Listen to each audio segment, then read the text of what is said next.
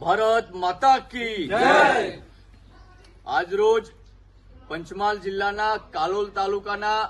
મોકડ ગામે ઉપસ્થિત છીએ। અગાઉ જાણ કરીએ એમ આણંદ જિલ્લાના આકલાવ તાલુકાના નવજીવન હોસ્પિટલની અંદર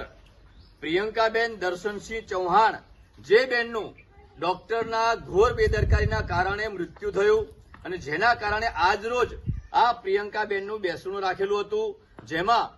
હાલોલ તાલુકો, ગોધરા તાલુકો અને પંચમહાલ જિલ્લાની કરણી સેના ટીમ પણ મારી સાથે ઉપસ્થિત છે।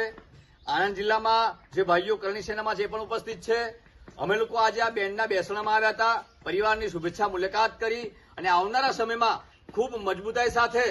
આ ડોક્ટર સામે કડકમાં કડક કાર્યવાહી થાય અને આ ડોક્ટર ઉપર માનવ વધનો ગુનો દાખલ થાય એ પ્રમાણેની કાર્યવાહી સમગ્ર કરણી સેનાની ટીમ દ્વારા કરવાના છીએ। તો આવનારા સમયમાં આ પરિવારને ન્યાય મળે, આર્થિક સહાય પણ મળે અને એક દાખલો બેસે કે જે દાખલો જોઈ અને સમગ્ર ગુજરાતના હોય, આણંદ જિલ્લો કે પંચમહાલ જિલ્લો હોય, જેટલા પણ ડોક્ટરો ભ્રષ્ટાચાર કરે છે, ખોટા કાર્યો કરે છે એ ઉજાગર કરીશું અને એ ખોટા કાર્યો કરતા એ લોકો પાછા પડે અને સમાજમાં સમજણ શક્તિ વધે અને જ્યાં જ્યાં દવાખાનામાં ક્યાંક અન્યાય થતો હોય ત્યાં બોલતા શીખે અને અમારી આ કરણી સેનાની ટીમને કોન્ટેક્ટ કરે, જેના કારણે એક રણનીતિના ભાગરૂપે આજરોજ અમે મોકડ ગામે ઉપસ્થિત છીએ અને આવનારા સમયમાં આ ધોરણ 10મા અને 12માની પરીક્ષાઓ પૂર્ણ થાય ત્યારબાદ રજાનો દિવસ જોઈ અને આકલાવ નવજીવન હોસ્પિટલની અંદર એક આંદોલનના ભાગરૂપે ભેગા થવાના છીએ અને ખૂબ મજબૂતાઈથી આ પ્રિયંકાબેન અને એમના પરિવારને ન્યાય અપાવીશું। બધે જ